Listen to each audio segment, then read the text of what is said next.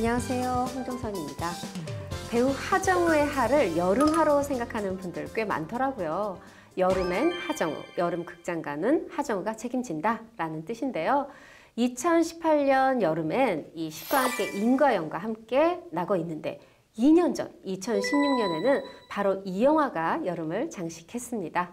김성훈 감독 연출, 본명 김성훈, 배우 하정우 주연의 터널인데요. 712만 관객의 선택을 받았던 이 영화, 허윤 변호사와 다시 보기 클릭해 보겠습니다. 어서 오세요. 자, 이제 법률 속으로 또 들어가서 영화의 법이 수다 시작해보죠. 자, 영화 이 터널 제목처럼 영화의 터널이 무너지면서 이 영화가 시작합니다. 뭐 누가 일부러 무너뜨린 건 아닙니다만 누군가 이거 벌을 받아야 되겠죠. 누가 책임져야 될까요? 1차적으로 생각해 볼 수 있는 사람이 이제 당연히 터널을 만든 그 시공사가 될 텐데요. 영화를 보면 나오는 게 터널 암석이 붕괴되는 걸 막기 위한 락볼트가 좀 적게 시공이 됐다. 이거는 뭐 뉴스에도 심심치 않게 등장을 합니다. 즉 이제 최초 시공사인 건설사가 제작하는 데 있어서 그리고 설계하는 데 있어서 뭐 공법에 있어서 혹시 실수를 하지 않았는지 그에 따른 책임이 없는지를 좀 면밀하게 살펴봐야 될 거고요. 또 이 보수나 관리 주체는 따로 있습니다. 뭐 국가라든가 지방자치단체인데요. 터널이나 뭐 교량이 그 건설이 되고요. 그다음에 수많은 차들이 왔다 갔다 하다 보면은 그 자체에 이제 피로도가 쌓입니다. 그걸 이제 피로균열이라고 하는데요. 이 피로균열이 발생하는지 그리고 이 피로균열을 막기 위해서 어떤 식으로 이제 그 유지보수를 해야 되는지는 국가나 지방자치단체의 책임이기 때문에 이것을 제대로 하지 못했다면 이들 또한 책임에서 자유롭지 못할 것이라 생각합니다. 이 안전진단도 뭐 잘했다면 뭐 이 시공사의 잘못이든 도로공사의 뭐 감독의 부분도 물론 잡아낼 수 있었겠지만 사실 이 안전진단 이전에 이미 공사 이 자체부터 문제가 있는 거 아닐까요? 그 부분이 사실 굉장히 좀 어려운데요. 과연 이러한 유형의 사고에 대한 책임을 어디까지 확대를 해야 되냐의 문제가 발생을 할 수가 있습니다. 사실 이 터널 그리고 다리 뭐 이렇게 거대한 구조물을 만들 때에는 엄청난 노동력이 필요하고요. 일하는 사람들 그리고 관리하는 사람들 그리고 터널이나 교량이 만들어진 이후에 그걸 관리 감독하는 사람들까지 수많은 사람들이 관여를 하게 되는데 이들에게 책임을 모두 묻게 된다면 정말 볼트 하나 설치한 근로자에게까지 책임이 확대가 될 수가 있거든요. 그러네요. 그렇다고 해서 누구의 책임인지를 가리다 보면 결국에는 누구도 책임을 지지 않는 상황도 발생을 할 수가 있는 거고요. 이런 문제가 성수대교가 무너졌을 때 굉장히 우리 사회에 크게 영향을 끼쳤는데요.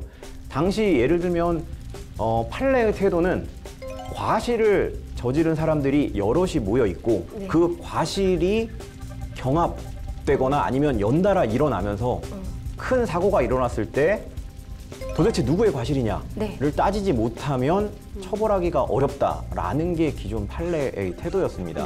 그리고 이게 법리였고요. 그런데 성수대교가 무너지고 나서 수많은 사람이 죽고 엄청난 전 국민적 공분을 일으킨 이런 상황에서 아무도 책임을 지지 않는다.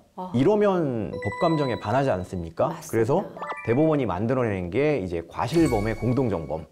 과실을 저지른 사람들이라 할지라도 공동정범에 의해서 뭐 처벌을 할 수 있다. 이러한 법리를 도입을 해서 실제로 이제 처벌을 했고요. 국민들이 굉장히 지지를 했죠, 당시에. 맞습니다. 그 당시에 사실 국민들 속이 후련했던 기억이 나는데 지금 또 새로운 용어가 나왔어요. 과실범의 공동정범.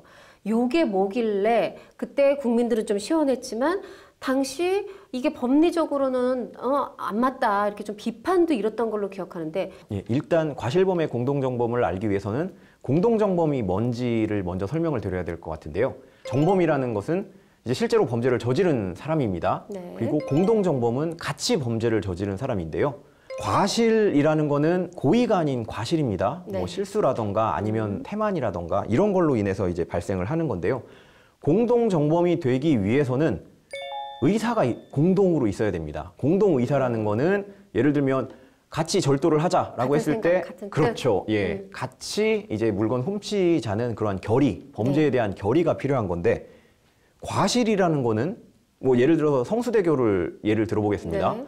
성수대교가 무너졌는데 성수대교가 무너진 원인을 찾아보니 처음에 시공사가 제대로 설계를 안 했고 뭐 구조물에 네. 약간의 하자가 있었고 그리고 만들면서 또 그걸 제대로 관리 감독하지 않았고 그 그렇죠. 공사가 된 이후에 이 다리를 교량을 네. 이제 관리 감독해야 되는 뭐 지방자치단체라든가 이러한 공적인 기관이 제대로 관리 감독을 안 해서 그렇죠. 결국 이러한 수많은 과실들이 모여서 이런 사고가 발생을 했거든요.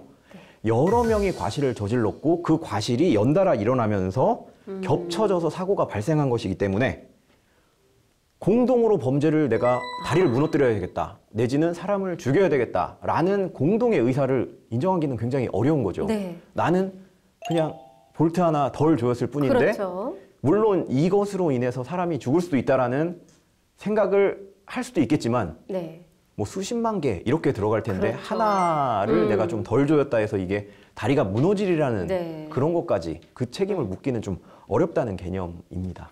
아, 그렇군요. 그러니까 고의로 누가 뭐 성수대교를 무너뜨려, 영화 속 터널을 무너뜨려, 고의로 무슨 범죄로 그런 건 아니더라도 과실이었다 하더라도 그것들이 모여서 그것이 큰 비극을 불러왔다 하고 처벌을 내렸던 경우가 성수대교였다라는 거죠. 예.